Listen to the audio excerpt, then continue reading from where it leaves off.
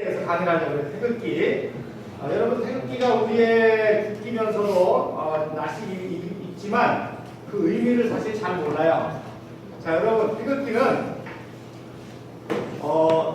이게 BC 3500년입니다. BC 3500년 전입니다. 그러면 단군이 조선을 들어온 게 BC 몇 년이죠? 2333년입니다. 그러니까 이때 시대를 뭐라고 하니? 이때 시대를 한국 시대라 배달국 시대라는 거예요. 배달국 시대에 태호복이라는 사람이 중국에 건너가서 중국 사람들에게 치수와 물을 다루는 강물을 다루는 거죠. 황화강 약시가. 그리고 농업을 가르쳐주고 또 한자를 가르쳐줬습니다. 한자를. 여러분 한자가 중국 사람이 만든 게 아니에요. 우리 동이족이 한자를 만들고 창제하고 발음은 뭘로 했죠? 한글로 한 거예요. 그래서 가림토라고 하는 유적에 보면 한글과 한자가 같이 나옵니다. 그래서 이 태호복이라는 사람이 바로 우리 환웅의 아들인데 중국에 건너가서 한자를 가르치고 농업과 치수를 가르치고 등등 이런 걸 해서 중국이라는 나라가 세워지게 됩니다. 그래서 이 중국의 후난성에 있는 태호복기 사당입니다. 그래서 그 사당에 태호복기를 실어놓 모십니다. 누가? 중국 사람이, 중국인이. 그래서 신동시도 있고 복희시도 있고 있는데 그 중에 태호복기를 가장 신적으로 숭배합니다. 그래서 그 태호복기의 상을 만들어 놨는데 그 가운데 뭐가 있죠? 그 가운데 뭐가 있죠? 태극기. 태극이 있습니다. 그리고 팔개가 있습니다. 그러니까 정확하게 말해서 요 태극기의 전달인거와 팔개는 나중에 중국화된 거예요. 중국화된 거. 애초에 태극은 그런 점이 없었습니다. 그건 나중에 이제 중국 사람들이 해석하고 보고 역시 팔개도 마찬가지예요. 우리 태극기가 몇 개죠? 4개. 4개입니다. 4개. 4개가 오리지널이고 중국 사람들이 이거 나중에 후대에 붙인 겁니다. 그래서 3500년 전부터 우리 한민족이 가지고 있던 고유의 심볼, 상징입니다. 그게 뭐예요? 그게 뭔지를 이제 제가 쭉 가르쳐 여러분들하고 같이 보려고 합니다. 자, 그래서 그 사당에 있는 태호복기 신상을 보시고 그 안에 태극이 있고 팔개가 그려져 있는 그런 모습입니다.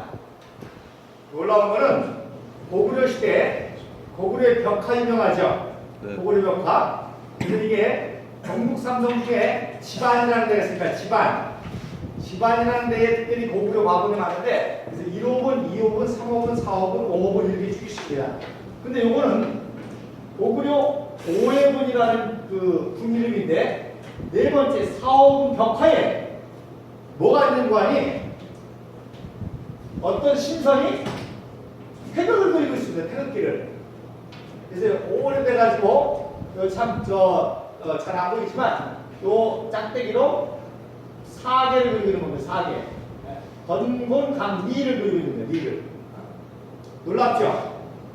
고구려 시대. 네. 그러니까 지금 중국에 가면 이걸 볼 수 있을까요? 없을까요? 있어요. 있어요. 없어요? 지금 집안이 어디형이죠? 중국형이잖아요. 그러니까 중국이 이걸 닫아버렸습니다. 그래서 5호분만 볼 수 있어요. 4호분은 막아버렸습니다. 못 보게. 이게 무슨 얘기냐? 중국이 동북공정이라는 말 들어봤어요? 동북공정. 그래서 그 동북삼성이 고구려 역사요, 고조선 역사요, 가래 역사이기 때문에 그걸 자국의 역사를 편입하려고 역사를 왜곡하는 작업을 동북공정이라고 합니다. 근데 이 동북공정을 공정하려고 그 유적을 파다 보니까 자꾸 파면 팔수록 어떤 유적이 나와요? 고조선 고구려 가래 유적이 나온단 말입니다. 그러니까 동북공정을 닫아버렸어요. 왜? 파면 할수록 그 지역이 고조선 고구려 발해 지역이라는 게 자꾸 증명이 되니까 닫아버렸습니다. 그래서 역시 이 5회번에 4호번에도 이런 태극의 마크가 있는 벽화가 발견될까 막아버렸죠. 못 보게. 근데 요거는 그 막기 전에 참 감사한 일이죠. 촬영해가지고 이렇게 그 학계에 보고된 그런 자료입니다. 자, 여러분 고구려 신라 백제 삼국시대에 백제시대 목간이라는 목간, 전라도 나지의 고읍을 목간에 나무로 된 창의 문기인데 거기에 뭐가 그려져 있죠? 태극이 그려져 있습니다. 태극이. 그 다음에 이건 신라가 삼국을 통일했는데 미추왕릉에 황금 보검이 발견됐습니다. 미추왕릉에 황금 보검이 발견이 됐는데 이 보검의 장식에 뭐가 있어요? 태극이 있어요. 태극이. 그래서 그런데 재미난 거는 지금 우리 태극기는 빨간 거와 파란 거죠. 두 개죠. 그래서 이거를 학문증명으로 이태극이라는 거예요. 이태극. 근데 요거는 몇 개예요? 3태극. 세 개잖아요. 세 개. 세 개가 돌아가죠. 근데 요거는 삼태극이라는 거예요. 삼태극. 근데 놀랍게 이렇게 미추왕릉 뭐예요? 왕이잖아요. 신라의 왕. 그러니까 이 태극 마크가 나라라는 개념하고 나라를 통치하는 왕들의 어떤 정치 이념하고 굉장히 밀접하다는 것을 상상할 수가 있죠. 그죠? 자, 그 다음에 고려시대로 넘어갑니다. 고려시대에 공민왕의 범정이 있는데 너무나 똑같죠. 범정의 마크가 거의 태극기랑 유사한 마크가 새겨져 있습니다. 그리고 고려의 수도가 어디죠? 고려의 수도 고구려의 수도 대성에 공민왕 능이 있는데 그 능은 1365년도에 세워진 겁니다. 근데 그 능에 그 돌에 태극 마크가 새겨져 있습니다. 놀랍죠? 자, 그럼 고구려 다음에 무슨 시대죠? 고구려 다음에 무슨 시대예요? 자, 조선시대로 넘어갑니다. 조선시대에 유명한 이순신 장군. 이순신 장군이 임진왜란 때 외적을 물리쳤는데 그 거북선과 판옥선이라고 하는 배를 만들었습니다. 근데 거북선과 판옥선의 마크에 뭐가 나오죠? 태극이 나옵니다. 태극. 이게 거북선이고 거북선의 마크로 태극 모양이 나옵니다. 쥐기처럼 깃발에 등장합니다. 태극이. 자, 찾아볼까요? 이게 판옥선이라는 판옥선. 그래서 이순신 장군이 만든 배는 판옥선이고 거기에 철갑을 씌운 게 뭐죠? 거북선이에요. 그래서 이게 판옥선인데 그 주의선에 또 이런 태극 마크들이 이렇게 있습니다. 자, 그 다음에 태조 이성계 왕릉. 태조 이성계 왕릉이 동구릉이라고 해요. 동구릉의 능에 역시 돌판에 뭐가 새겨졌어요? 태극이 새겨졌어요. 태극이. 그리고 영조대왕 때 청나라 사신이 우리나라에 오니까 환영식이라니까 바로 태극 깃발을 가지고 환영하는 그림입니다. 자, 여러분, 국기가 왜 중요한 거 아니? 국기라는 개념이 처음 생긴 게 1600년, 1700년 됩니다. 그래서 해양이 발달하면서 증기기관, 지난번에 배웠죠? 증기기관이 발달함으로 말미암아 무슨 배가 생겼죠? 증기선이 생겼습니다. 그러니까 증기선이 전 세계로 떠돌아다니니까 뭐가 필요해? 어느 나라든지 국적이 필요하잖아. 그래서 배에다가 이건 우리나라 배다라고 해서 배에다가 처음으로 각 나라에 국기를 달기 시작한 거예요. 그러니까 자, 영토는 국적이 표시가 되잖아. 그럼 어느 나라인지 구별이 된단 말입니다. 지상에서는. 근데 해상에서는 망망대해에 배가 떠다니니까 저게 어느 나라 배인지 모를 거 아니야. 적국 배인지 우리 아군 배인지 해적선인지 뭔지. 그러니까 자국 이래 이거는 영국배라는 걸 표시하기 위해서 처음으로 바로 국기들이 생기면서 배에 설치가 된 거예요. 그래서 이렇게 이제 국기라는 게, 그러니까 국기라는 개념이 동양에서는 없었어요. 없다가 언제?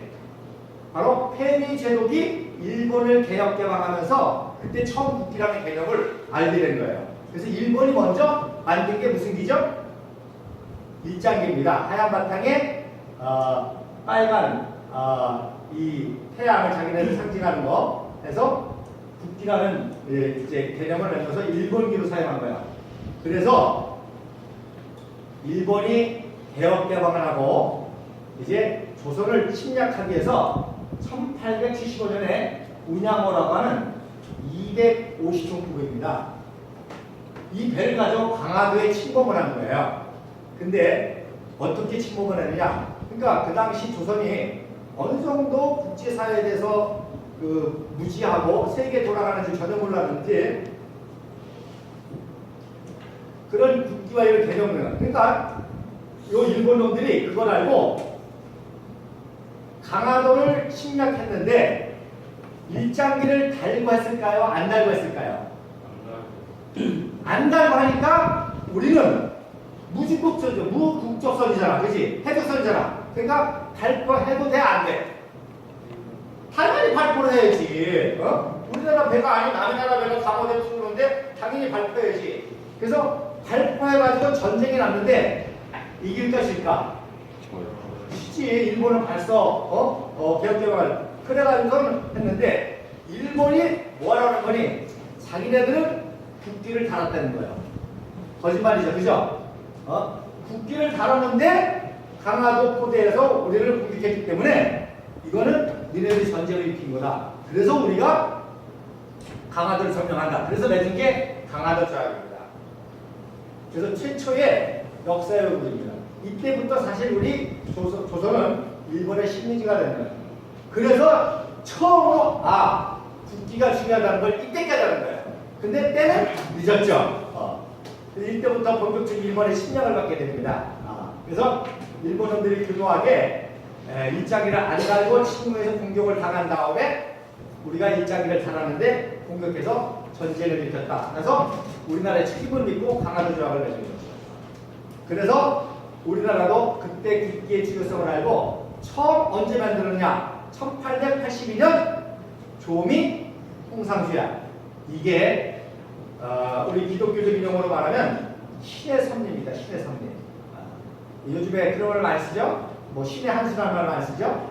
그래서 희한하게 미국도 우리나라에 개혁개방을 하면서 처음으로 1882년도에 조미 통상수역을 맺을 때 그때 처음으로 우리도 뭔가 국기를 가져야 될 거 아니야. 그래서 고종한테 그때 이제 기봉집이라는 사람이 있었고 이응지라는 사람이 있었죠. 그래서 황제리요, 우리가 미국하고 이제 수교를 했는데 우리도 국기가 있어야 된다고 합니다. 국기를 어떻게 할까요? 그러니까 고종은, 여러분, 고종이 무능하고 어리석긴 해도 조선의 왕이잖아요. 그러니까 왕은 어려서부터 무슨 교육을 받죠? 어려서부터 무슨 교육을 받아요? 왕자 교육을 받잖아요. 통치자 교육을 받잖아요. 뭐 역사 교육을 받는 거예요. 그 어디서부터 배울까요? 고조선 시대부터 배우는 거예요. 중요한 거는. 그러니까 이 태극의 개념을 가장 잘 알고 있는 게 고종입니다. 그래서 흰 바탕에 태극 모양을 그려가면서 흰 종이에다가 태극 모양을 그려가지고 가서 미국 성조기와 처음으로 이 조미통금 수역을 맺은 겁니다. 그때 그린 게 이응지리가 그린 거예요. 고종이 김홍지배를 지시하고 김홍지리가 이응지리를 지시한 거예요. 그 다음에 이제 1883년 10월 달에 일본의 수신사로 누가 가죠? 박영호가 갑니다. 박영호. 그러니까 박영호가 그때 가면서 그때 온전한 이제 사계 모양의 그림으로 태극기가 나옵니다. 그래서 그때의 이제 사계는 아주 다양한 방법으로 그렸습니다. 이렇게 지금 형태가 아니라 처음에 이렇게 그렸습니다. 그래서 역시 이 사계를 그려 들어가는 것도 누가 지시했을까요? 여러분이 태극기를 만들어 드릴 수 있어요? 누가? 고종이 지시하니까 그럴 수 있는 거야. 그래서 고종이 왜 그러냐면 이게 일장기하고 잘 구별이 안 되잖아요, 그죠? 그러니까 우리는 여기다가 사계를 첨가해서 1883년입니다. 죄송합니다. 9월달에 가경호가 일본 수시사로 가면서 대안에서 그린 거예요. 대안. 사계를 그려서 일본에 처음으로 소개한 겁니다. 놀라운 거는 영국의 대원관에 요 최초의 오리지널 태극기가 있습니다. 왜 있냐? 일본에서 영국에 보고를 한 거예요. 이제 조선이 이런 태극기를 만들어가지고 태극기를 사용한답니다. 그렇게 사용합니다. 그래서 영국에 보고했는데 다행히 영국에서 보고한 그 태극기를 영국에서 소장하고 있어요. 그 다음에 1884년에 미국의 민영환 대감이 변미사절단이 가죠. 고빙사라고. 그때 태극기를 가져갔을까 안 가져갔을까요? 가져가죠, 당연히가. 그래서 미국에 처음으로 태극기를 가지고 뉴욕에 갑니다. 워싱턴에 갑니다. 그러니까 여러분 우리나라 태극기 참 특이하죠, 그죠? 예. 그래서 태극기는 크게 세 종류가 있어요. 삼색기라고 그러죠. 가로 세로기나 세로 세로기나 삼색, 다양한 삼색기. 그래서 뭐 네덜란드라든지 또 프랑스라든지 러시아든지 그런 변형이 많잖아요. 아까 말씀드린 대로 네덜란드의 국기가 굉장히 인류 역사상 최초의 깃발 중에 하나입니다. 왜? 네덜란드 해양이 발달했잖아요. 그래서 그러니까 그 모양이 많아요. 그래서 가로 삼색기는 네덜란드기고 세로 삼색기는 프랑스기잖아요. 똑같이 색은 빨간 거, 파란 거, 하얀 건데 러시아는 위치만 바뀐 거고 그 다음에 뭐 초록색이 첨가되니까 뭐 헝가리가 국기다 그러죠. 그 다음에 또 유명한 국기가 뭐야? 스트립 알죠? 막대기가 들어간다. 막대기가 대표적으로 이 미국 국기 같은 스트립. 그 다음에 영국 십자가, 성조지 십자가와 성 패트릭 십자가, 이렇게 X자 십자가 겹친 이제 십자가가 많이 들어간 태극기가 있습니다. 그래서 스웨덴이라든지 뭐 이런 나라. 그 다음에 이제 원이 들어간 것들이 있죠. 그래서 이제 별이 들어가고. 그러니까 국기의 모양들이 다 비슷해. 그렇잖아요. 근데 대한민국 국기만 참 특이하잖아요. 그죠? 그러니까 미국 사람들이 보고 굉장히 신기했습니다. 놀라운 거는 뉴욕의 한 기자가 태극기를 처음 보고 뭐라고 표현하는 거 아니? 야, 저거 참 희한한 국기다. 근데 저 국기를 바라보니까 행복하다. 해피니스라는 말을 썼습니다. 그래서 이 국기를 처음 본 미국 사람의 기자의 표현이 저 국기는 해피니스다. 그런 일화가 있습니다. 그래서 흰 바탕에 그 사기를 놓고 빨간 거와 파란 거가 있는 것이 오늘날 국기가 됐습니다. 자, 그러면 이 의미가 있겠죠, 그죠? 영국 국기 의미가 있잖아요. 자유평등 가계. 그게 삼색이 의미하는 거라고 합니다. 아주 의미가 있습니다. 여러분 뭐 아는 대로 미국 국기, 이거 미국이 각주죠? 1883년 1월 달에 고종이 이제 이 태극기는 우리 조선의 국기다라고 선포할 때 신하가 하도 궁금해가지고 물어봤어요. 고종이시여, 도대체 이 태극기의 뜻이 무슨 뜻입니까? 물어봤더니 아까 말했잖아요. 고종은 대대로 궁중교육을 받는, 즉 고조선 때부터의 우리 한민족의 상징과 통치 개념을 배운 사람이라고요. 뭐라는 거 아니? 그러니까 여러분이 알고 있는 뭐 음양의 조화라든지 뭐 이거는 다 거짓말이에요. 거짓말하기보다도 중국식으로 해석한 거예요. 중국식으로. 근데 여러분 보세요. 유불선이라고 그러죠. 유교, 불교, 도교. 이게 언제 역사에 나타나느냐? BC 500년입니다. 그걸 철학자 칼 야스퍼스가 하면서 골든에이지, 황금시대라고 해요. 왜? 그때 동양에서는 유불선이 나오고 그리고 팔레스타인에서는 이사야, 예레미야 선지자들이 나올 때 시대거든요. 그러니까 생각해보세요. 태호복기가 세경 문양을 가지고 중국에 갔을 때가 언제라고? BC 3500년 전이에요. 근데 500년에 BC 500년에 생긴 유교, 불교, 도교를 가지고 3500년 전의 것을 해석한다는 게 말이 돼, 안 돼? 안 되는 거잖아요. 그러니까 은양이라든지 이거는 도교의 철학적 개념이잖아요. 또 뭐 삼강유는 유교의 철학적 개념이잖아요. 이걸 가지고 2500년 고조선과 3500년 전 표복기의 태극기를 해석하려니까 모순이 생기는 거죠. 자, 그래서 뭐라고 그러는 거 아니? 빨간 거는 왕을 뜻하는 거, 왕. 그래서 홍포를 입잖아요, 왕이. 홍포. 왕. 그러면 파란 거는 뭘까요? 신화. 그렇지. 신화예요. 신화에는 청포를 입습니다. 그러면 하얀 바탕을 뭘까요? 백성. 백이민족이잖아요. 백성. 우리 한민족의 별명이 뭐죠? 백의 백이민족. 오늘도 하얀 티셔츠 입은 우리 청년들이 많이 있는데 우리 민족의 별명이 뭐냐? 흰옷을 입기 좋아하는 백이민족입니다. 정직하고 청렴결백하고 착하고 백이민족. 그러니까 흰 바탕은 백이민족이라는 거예요. 그러면 이게 무슨 뜻이냐? 왕과 신하가 힘을 합쳐가지고 백성을 잘 섬겨서 부강한 나라를 만들어서 사계는 뭐죠? 동서남북.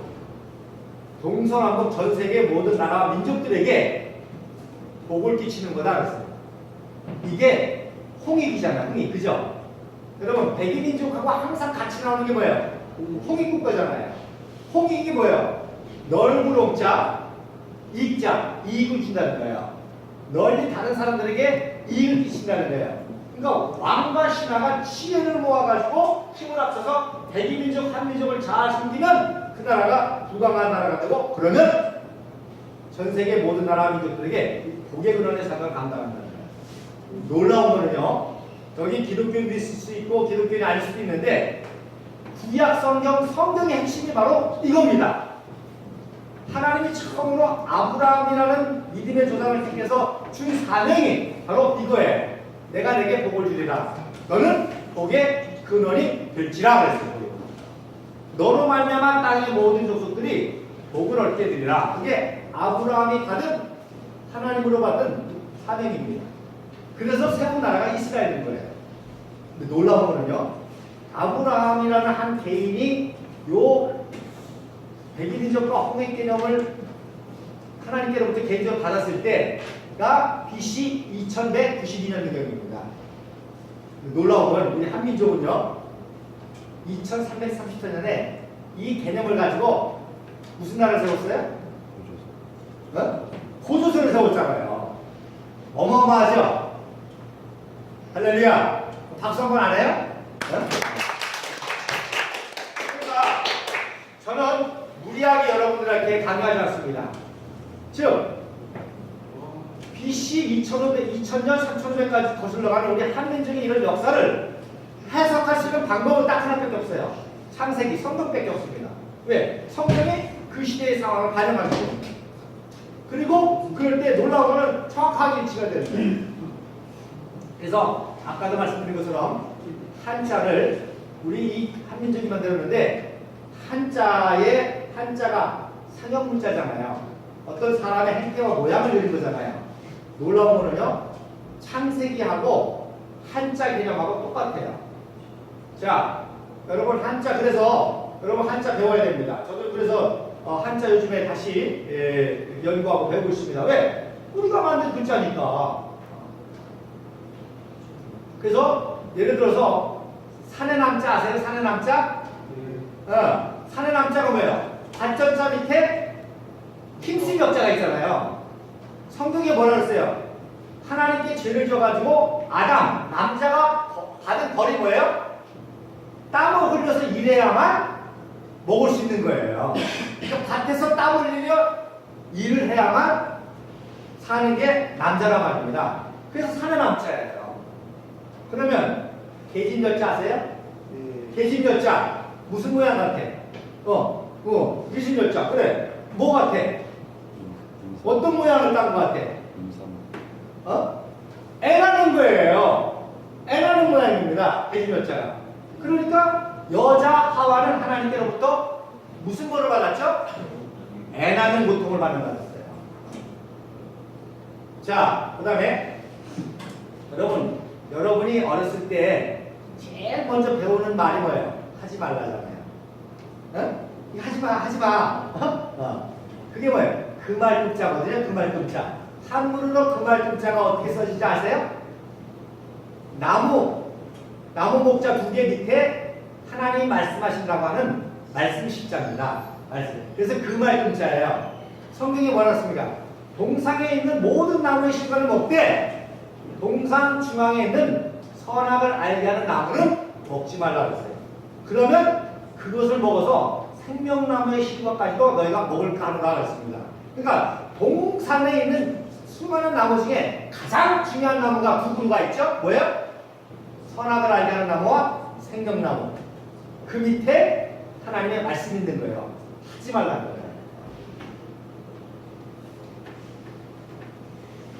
이건 또 하나의 이제 강의가 되니까, 그래요. 그럼 하나만 더 할게요. 중국하고 일본하고 우리나라하고 한자를 똑같이 쓰죠. 그죠? 근데 뭐만 달라요? 말. 발음만 다르잖아요. 자, 천국이라는 단어, 하늘천자의 나라 글자가 천국입니다. 천국은 한자 똑같이 씁니다. 중국 사람이나 일본 사람이나 우리나라 사람이나. 근데 우리는 그걸 써놓고 어떻게 발음합니까? 시작!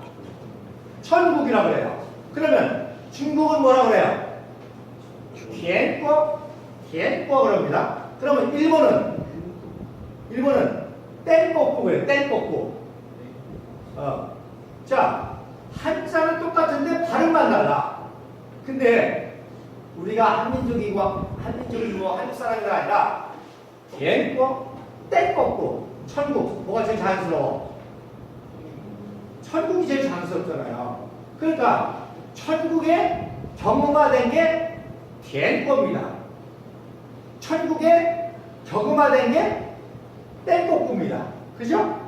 그 다음에 한자에는 한 글자, 한 발음 원칙이 있어. 근데 그러니까 한자에 꼭 발음은 하나야. 천국이야. 근데 중국은 뭐예요? TN이잖아요. TN. 두 절이 됐잖아요. 그 다음에 일본은 반대로 꼬꾸. 두 조음절이 됐잖아요. 그럼 이제 답이 나왔죠? 답이 나왔죠? 천국이 오리지널이고 여기서 경험화된 거라 경험화된 게 일본이나 중국이라는 거죠. 오리지널인 거죠. 자, 그래서 이 태극 모양의 이 문학. 근데 또 재미난 거는 인류 역사에 여러 가지 사상이 있어요. 도교 사상, 기독교 사상, 기독교 사상, 뭐 이슬람 사상, 뭐 여러 가지 사상이 있잖아요. 근데 가장 가치 있는 사상이 뭡니까? 바로 다른 사람을 해서 내 생명을 바치기까지 헌신하는 희생이잖아요. 희생. 희생이라는 가치가 가장 아름다운 가치잖아요. 왜 어머님을 위대하다고 그래요? 자식을 해서 생명까지도 바치잖아요. 그래서 가족이 중요한 거 아니에요? 가족이라면 정말 생명까지도 바치는 거예요. 그러니까 자기를 다른 사람을 해서 자기를 헌신하는 것처럼 인류 역사에 가장 위대한 가치가 없습니다.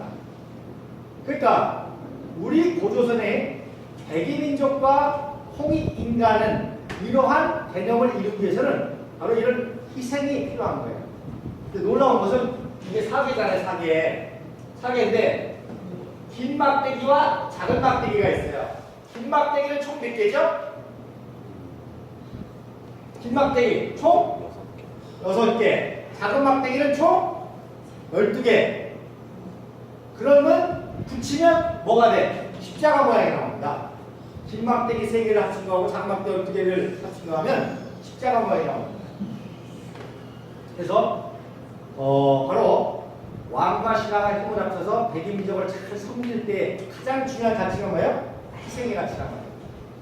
그러니까 아까 거북선에 나왔잖아요. 이수진 장군이 이 외적을 물리치기 위해서는 우리 장군과 부하들이 힘을 합쳐서 백성을 구원하기 위해서 생명을 걸고 희생하고 헌신해야 된다. 자, 요게 1896년도 최초의 독립문 정초식 때 태극기를 흔들고 애국가를 불렀습니다. 네, 애국가는 나중에 또 여러분 시간 되면 제가 애국가 따로 또 강의를 좀 할게요. 그래서 1년 후에 독립문을 완공했는데 그 독립문 안에 뭘 새겼죠? 태극기가 새겨져 있습니다. 그래서 앞에는 한자로 독립문이라 써 있고 뒤에는 한글로 독립문이라 쓴 거예요. 놀라운 거는 이 국기의 개념이 얼마나 소중한지 최초로 책으로 쓴 사람이 이승만 청년입니다. 이승만 청년이 대제학장에서 미국의 선교사들 통해서 국가의 개념을 배우고 또 국기와 국가의 개념, 애국가, 또 국기 이런 개념을 배우고 특히 또 서재필이한테 이걸 배웠습니다. 그래서 5년 8개월 동안 감옥에 있으면서 책을 썼는데 그 책이 독립정신이라는 책입니다.